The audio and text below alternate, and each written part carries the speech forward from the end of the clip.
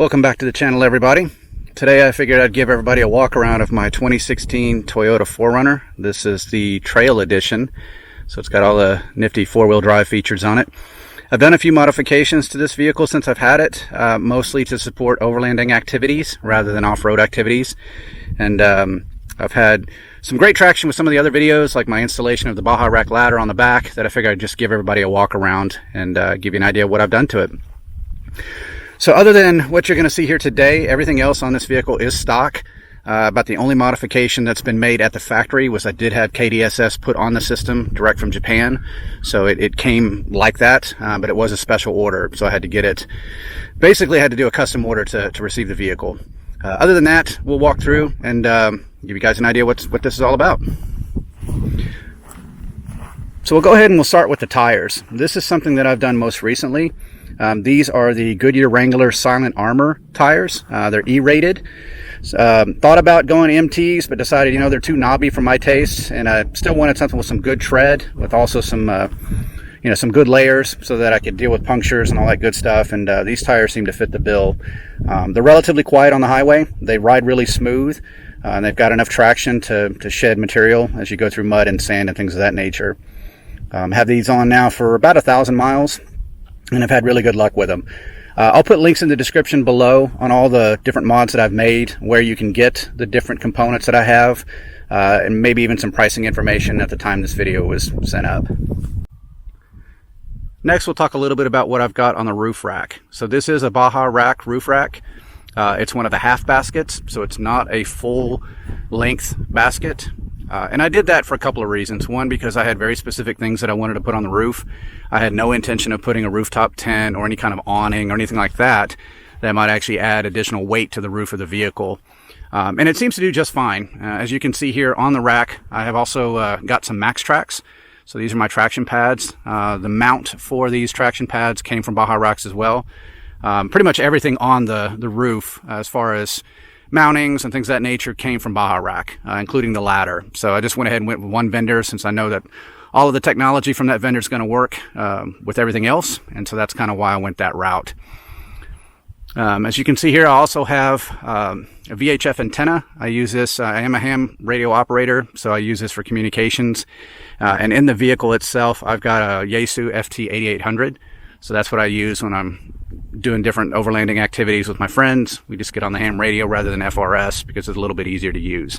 A little bit longer range as well. The infamous ladder. For those of you that have seen my previous video, you know that I have a good video on installing this ladder. This also came from Baja Rack. You can go with others like Gobi and a few others that have the ladders, but again, I went with Baja Rack simply because it's consistent with everything else I've got on the vehicle. Down below here, I've actually got a Max Tracks, I don't know what you want to call this, a recovery point. So rather than using any kind of a ball recovery point, I got this from Max Tracks with a soft shackle. I've actually got a Bubba rope that I use for any type of recovery activities, but this is a relatively new product from Max Tracks, and it's just one more recovery area. Since the 4Runner itself does not come with any kind of factory recovery points, it's a little difficult to have good recovery unless you're dealing with winches and things of that nature. So this is an option. It's just something that I've put on just in case I either need to get pulled out or I need to pull somebody else out. As we continue to look up on the rack itself, you'll notice that I've got a couple of jerry cans for fuel. I've also got a couple of water cans, and again, Baja Racks, they actually have the mounting systems for this. So you can buy the trays, and they install on pretty much all their racks without any modifications required. As we walk around to the other side of the vehicle, you'll see that I've also got my ubiquitous shovel and axe. The shovel comes in real handy when you're digging out, and I've seen all kinds of shovels that people have on it. The flat-headed shovels seem to be the best when it comes to sand and mud, just because of the ability to get more volume out with each scoop, so you're not having to waste a lot of cycles on it.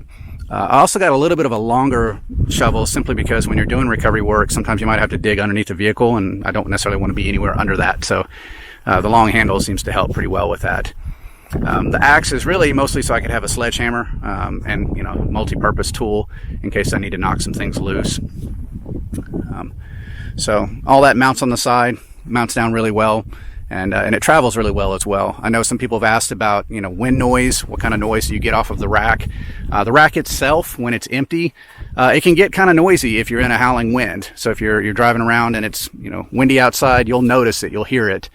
But otherwise, on a regular day, you won't even know it's up there. And it doesn't really impact mileage either. So I haven't seen any reduction in gas mileage by having the rack up there. And I haven't really seen any reduction in gas mileage with the gear up on top either. So it's kind of an interesting thing. You would think you would have some sort of reduction in amount of miles per gallon, but it didn't seem to happen here. So let's go ahead and climb on up the ladder, and I'll show you some other things that I've got up there just to give you guys some ideas on what you can do with something like this. And we'll go from there.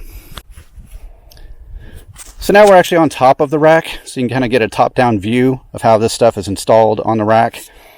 As we talked about earlier, you know, again, I have the fuel cans here. They have their own special mount for it. I've got water cans here as well. Work out really well. Getting them up and down off the roof rack is a little bit of a painful process, but you know, it saves some space within the vehicle itself and gives you more room to put things inside. The other thing I have up here, which is relatively new, is a 4Runner kit. So I have the wolf packs. I actually have 2 of them inside of the 4Runner bag. The wolf packs were pretty easy to get from 4Runner, but this actual 2-pack bag was almost impossible to find. Nobody seems to have them for just 2. I have seen several that were for 3, but obviously on a half basket like this, it wouldn't fit. So when you're looking around for something similar to this, again, I'll have links in the description for where I found this. I actually found it off of a site that caters to G-Wagons for some reason. So it was one of those interesting items that I just happened to come across it and immediately snagged it up. But again, inside here, I've got my 2 wolf packs. And generally speaking, anything I put on the roof, I traditionally put it up there because I don't want to necessarily need it. So again, I have some recovery gear on one of the wolf packs and some extra camping gear in the other one for when I'm out and about. But these are items that I generally don't need. You know, I just have them there in case I you know, another place to put them in case I actually need it. So that's pretty much all I've done to the vehicle. Like I said, everything else about it is factory, and it's gotten me from here to there without having to worry about it. So no extra lift on the vehicle. No other suspension system, nothing like that I've gotten extra to the vehicle. It's been mostly ways to carry things around on some of the trips that I've been on. So hopefully this gives you guys some ideas on some modifications that you might want to make to your vehicle. And if you have any questions or comments, just leave them in the description, or I'm sorry, leave them in the comment fields below. Thanks.